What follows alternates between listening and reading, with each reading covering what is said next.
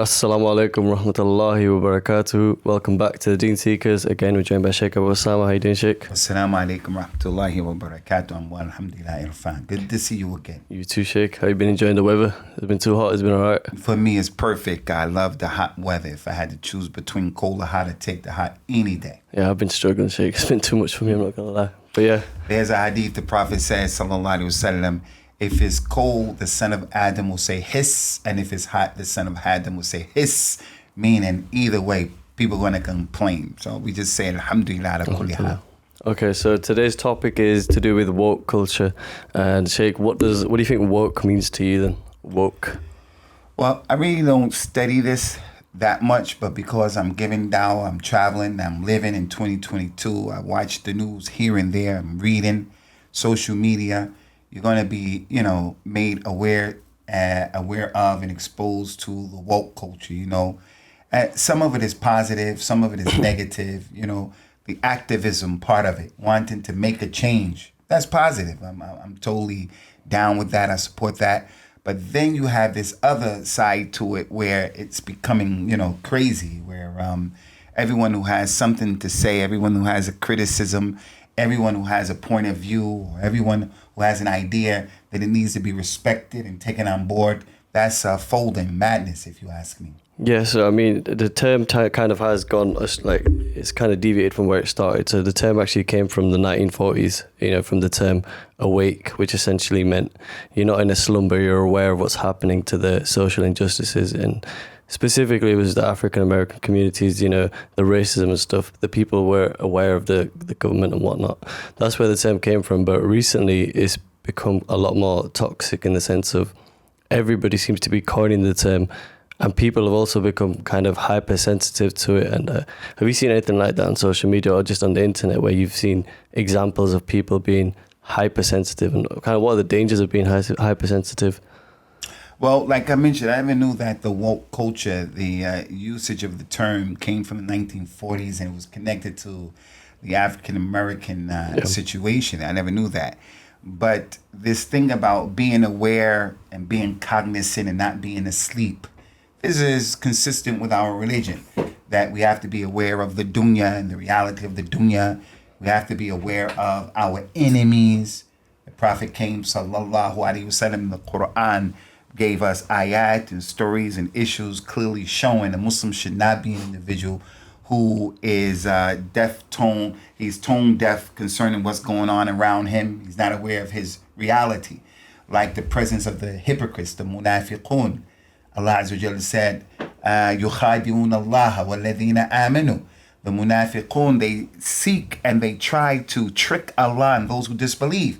So we have a responsibility not to be tricked, not to be fooled by hypocrites, by those people who are our enemies and they're trying to hurt us.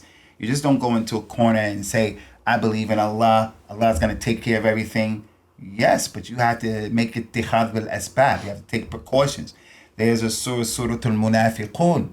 The surah is named the hypocrites. And the same issue comes in. Allah Azza wa Jal mentioned, وَإِذَا رَأَيْتَهُمْ تُعْجِبُكَ أَجْسَامُهُم وَإِن يَقُولُوا تَسْمَعْ لِقَوْلِهِمْ. If you see the hypocrites who are supposed to be down with you, they're supposed to be on your team, but they're not on your squad. Yeah. They're the ops. They're the opposition. Allah said, if you see them, you'll be impressed and pleased with how they look. And when they talk, you'll fall for what they're saying. You believe in what they're saying. You'll be impressed. But the Quran is telling us, be woke. Don't be impressed with them. Don't fall for the glitter in the game. So on one hand, this whole issue about being aware and woke is important. I grew up, I don't know how it is in the UK, but I think part of it is true. I grew up looking at some people who were devils. We looked at them as heroes. They were slave owners, like the forefathers, the so-called forefathers who signed the Declaration of Independence. Yep. George Washington, Thomas Jefferson, all of those guys back there, most of them, they were men who didn't have a lot of morality. I mean, on one hand, what they wrote, their words were beautiful. All their words are beautiful about the freedom of being a human, all that stuff. But in the reality, they were owners of slaves. And they had us growing up looking at them as heroes. Some of the former generals of the United States in World War I and World War II, McCartney, we were growing up and those were our heroes. When in fact they were criminals. So we were not woke. Like as a parent, of a child, I would not allow my child to go to school and just let the history teacher teach my child any and everything. I'm going to tell him no. When we grew up and we were learning about Africa, we thought that Africans were people running around in jungles with no clothes on and bones of animals in their noses and their ears, because that's how they were depicting us back then. So right now, to be woke is positive to say, no, no, no, no. We're not allowing that. We're going to protest against that at the school. We're going to have them to change the curriculum. So one aspect of it is positive, to be woke and to be aware of your reality. But woke culture on steroids, this is what we find today. I agree. To be clued on, I've heard you mention it before about our religion. You have to be clued on and not just be fed everything that you're told by the media or just stuff like that. Just take it all at face value. You have to look a bit deeper. So I believe that the initial meaning of the word woke it had good connotations. It was good to be woke. But I believe that now, because of just everybody's hypersensitivity, I believe it has negative connotations. Just because of a company can like take on the term of being woke, and then they can try and force people to do certain things. Someone can receive that news and hear it as being woke and instantly think bad of it, just because of the idea of being woke has negative connotations now. And that leads me to my point of, the movements like LGBT issues and feminism, all this stuff, they've all taken that term of being woke and used it for their social movements. So it has gotten a bit out of hand. Have you seen anything to do with that, Sheikh? Yeah, I saw quite a few things, and this is another issue just about being in the middle, because in Islam, the LGBTQ community and the initiative, as a Muslim, I'm opposed to, homosexuality and transgender and man changing his gender, woman change. The religion of Islam says this is from the major sins, so I can't support it. Mm-hmm. I'm not going to harm anyone, but that's my position, and I'll make it very clear if someone asks me that. I'm not going to try to be politically correct so I don't offend someone. The way I put it across, I'll try not to offend, but I try to make it categorically, unequivocally clear that I'm not down with that. But although they try to, push their agenda using the woke culture, there's also been a blowback against them for people who are against it, who also come with their woke culture. And it's just madness. Yeah. It's always extremes. And in Islam, we have to try not to be polarized on issues when we don't have to be. We just have to be in the middle of understanding them, applying them, and articulating them.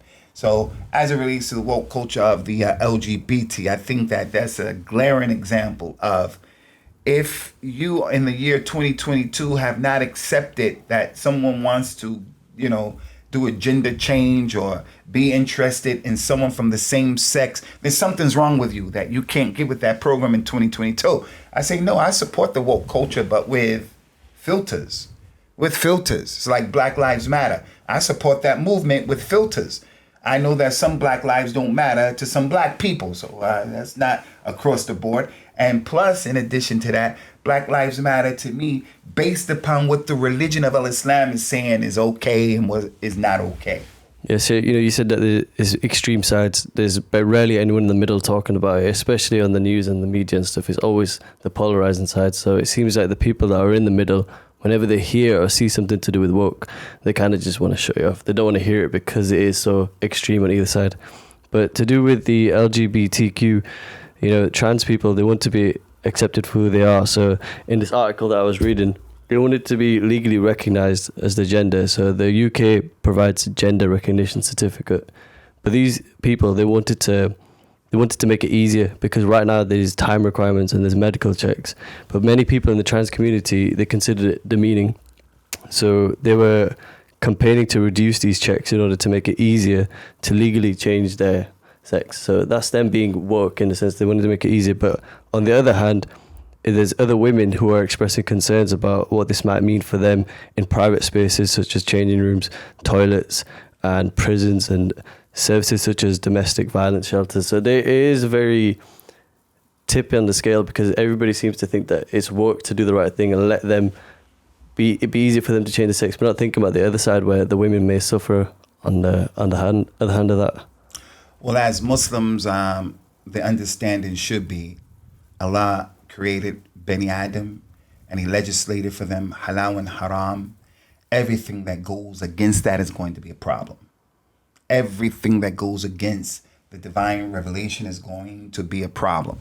As it relates to the woke culture in regards to the LGBT, I was keeping up with what was jumping off with the comedian Dave Chappelle. Yeah. And Dave Chappelle is a brilliant, intelligent African-American guy.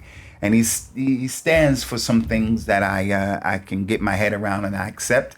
And he stands for some things that I don't get my head around and I don't accept, and I don't endorse, condone everything he does or everything he says. But I know that he had made some jokes about some girl who was a man who was a transvestite. I think his name was Daphne. Eventually jumped off out of the building and killed himself.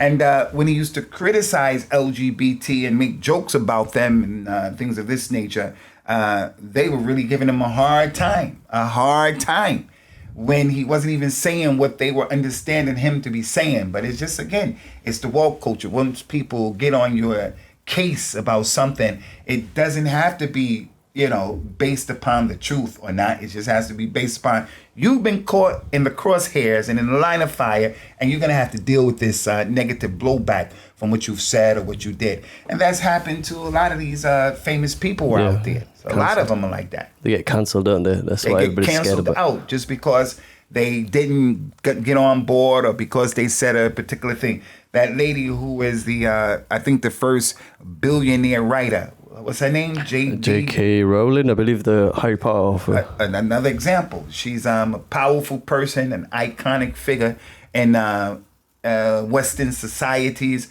I think she wrote Harry Potter, right? Yeah. So this lady is a billionaire, the first billionaire author. So she has some weight and some clout. She took some positions and said, hey, men can't have babies or something like this. She said that males can't be women. Yeah. Simple as that, yeah. And as a result of that, people want to cancel her. People want to, and I've seen in America, there's an African-American singer girl. Her name was Macy Gray. Macy Gray. She was very eccentric. She also said something about men can't have babies, and women should be women and men should be men. And she was just speaking her truth, speaking her situation. Same thing. People came after her simply because she stated what was obvious and what was on her mind. So the woke culture, brother, is a political game. And like you said, we should try to be in the middle concerning it. I mean, it seems like people are losing their right to speak their opinion. You said them two people right there. They just voiced their opinion, but they got cancelled for it. And all they did was voice their opinion, which I don't see anything wrong with, because it seems like there's two sides, but the other side is allowed to voice their opinion. But when you voice your opinion, you're against it, then you get cancelled. And it don't seem right. It don't seem just. It's a problem out here in terms of a person voicing his opinion and making it public and sharing it with everyone. In the Deen of Islam, this is not permissible. Everyone doesn't have a right to say whatever you want to say. In our religion, you can't talk about something or someone without producing evidences and proofs. So if someone wanted just to say something, I believe you stole this, I believe you committed this crime, and you're just going to say something like that, it has some ramifications in the religion. People are responsible for what they say. So you're just not allowed just to say anything and whatever you want to say. For an example, the Jewish community and the Holocaust, the state of Israel and the Zionists in the state of Israel, they are oppressors. Mm-hmm. Just like the state of India, they are oppressors. It's apartheid. It's apartheid. The Palestinians are living in an open prison, and they've been oppressed for years. And although I have my distaste and dislike for Zionists and Zionism, I'm not going to cause me to say the Holocaust never happened. Now, if I were to say that because the Zionist movement has a lot of power, I'm going to have to deal with that, especially having a position of giving dollar. But if a Zionist or a Jew turned around and made an outrageous, absurd similar statement that is historically not factual, then there won't be a problem. So this whole woke culture has a lot to do with economics and finances and power. It's just a big game. So the Muslim has to make sure that he's not a pawn in the game.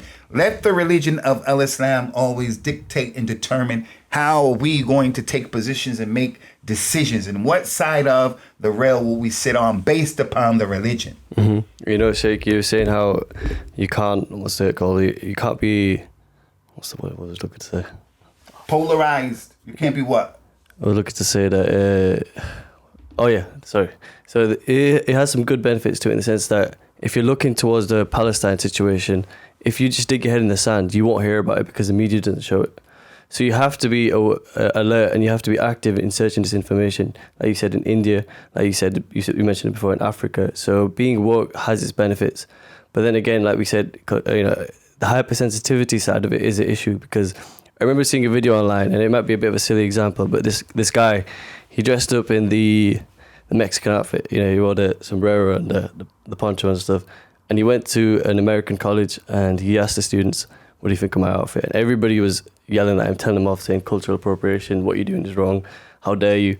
But none of these people were Mexican. But then when he went to a Mexican neighborhood, they all complimented his outfit and they were happy with it. And so it makes me seem like the people that are being woke are kind of taking, I don't know, I feel like it's dangerous. Problem, brother. Tom Hanks and today's culture of the movies, I think, is a good actor. He has a long body of work where he did movies that are captivated the minds of the people. One of the flicks that he made a long time ago was a flick called Philadelphia, Okay. along with Denzel Washington. Denzel Washington was his lawyer, his solicitor, and they were suing his company, which fired him because he had HIV. So I think he got a Academy Award. I'm not sure. But the point here is, they asked him recently, would you do another role where you play a homosexual? He said no, because it's, you know, cultural misappropriation. I'm not gay. They should get a gay actor to do that, so I'm not gay. I just scratched my head and I said, so, you know, the movie that he made, Forrest Gump, which was an interesting movie. That flick was interesting. So do they have to get someone who's mentally challenged in order to do Forrest Gump? No, it's just it's a movie. It's just a movie. But at some point, I think you have to be sensitive when evil is involved in it. Like as a child growing up, they used to give us all negative images about African Americans and about people of color. And we grew up having an inferiority complex. So now we have to be woke to change that brainwashing that we went through. Tarzan, a white man slinging around in the jungle, making the screams, whoa, whoa, whoa, whoa, he's doing this, and he's conquering Africans. And he's speaking to the animals. And when the Africans saw them, they were afraid of him, afraid of the white man. The John Wayne cowboy movies. I remember when Public Enemy and hip hop, they brought out that flick, that jam, Fight the Power. And they mentioned that Elvis, he's a hero the most, but he don't mean nothing to me. Him and John Wayne, they racist.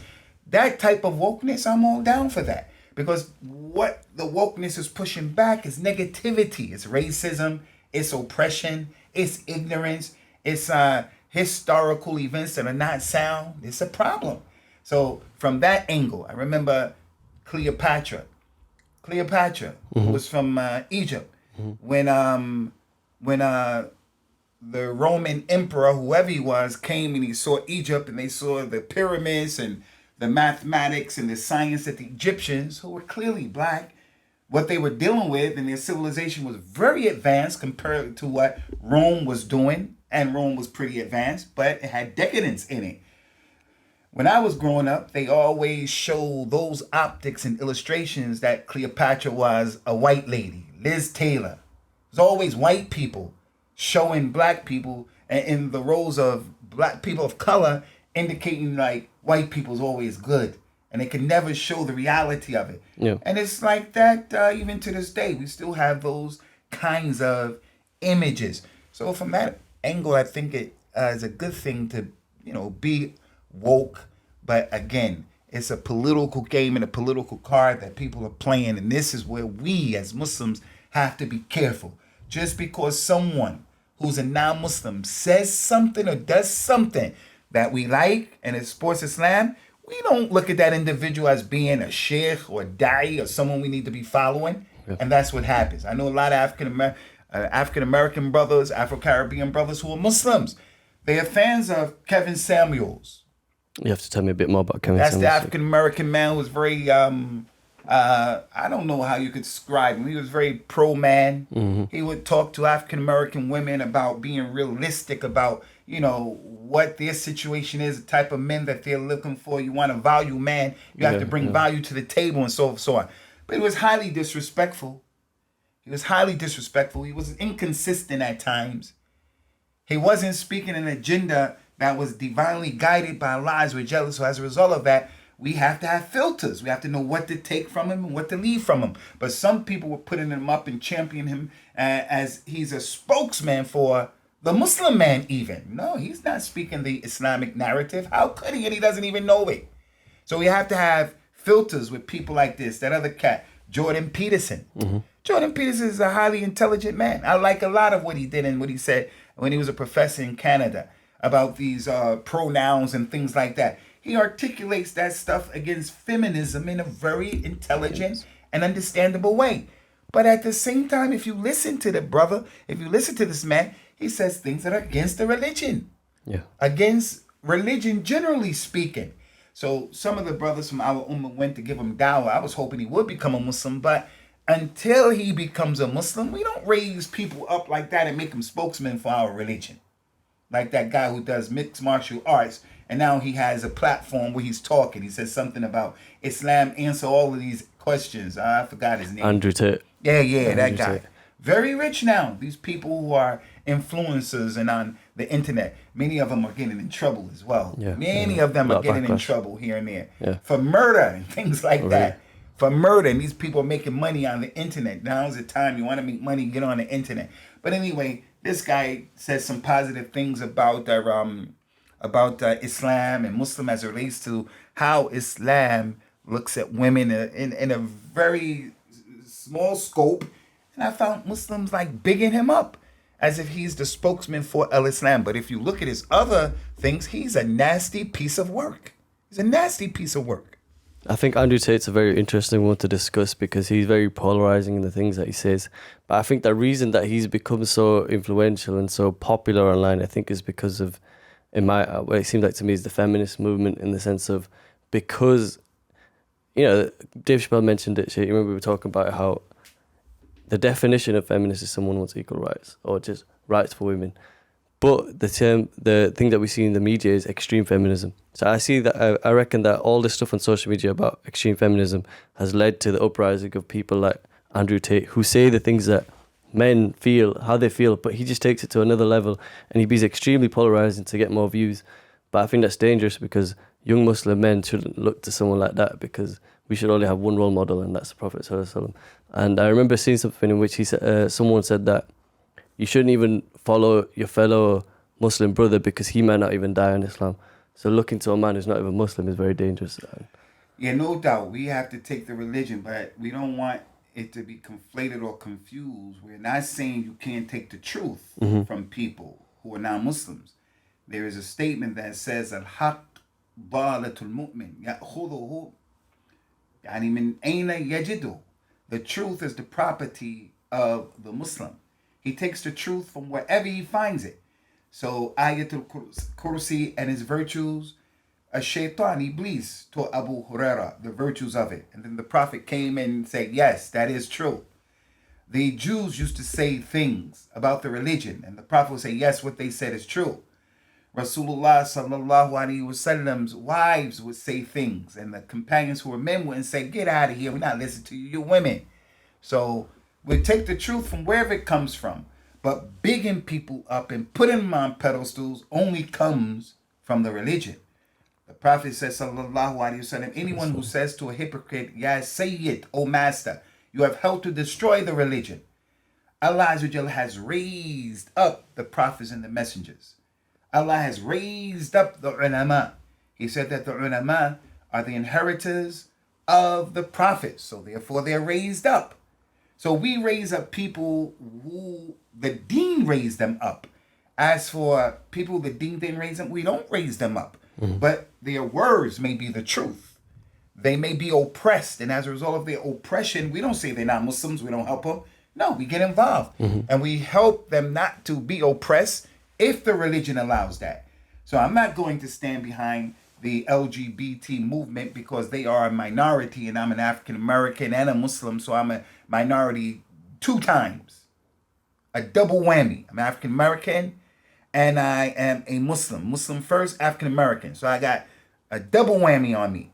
So I say, oh, wow, they're also a minority and an oppressed community, so I have to support them. No, because the religion said I can't do that. وَتَعَاوَنُوا عَلَى الْبِرِّ وَالتَّقْوَى وَلَا تَعَاوَنُوا عَلَى الْإِثْمِ وَالْعُدْوَانِ.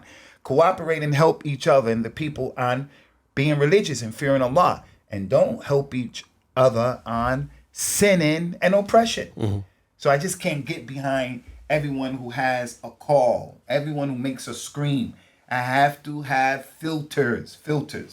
Yeah, Sheikh, so this, I wish we could talk about this for longer, but we have to wrap it up soon. So, but I want to close on this point, Sheikh. How would you advise us, as you said, being woke initially is a good thing. You have to be alert. You have to question things, even listening to these polarizing figures.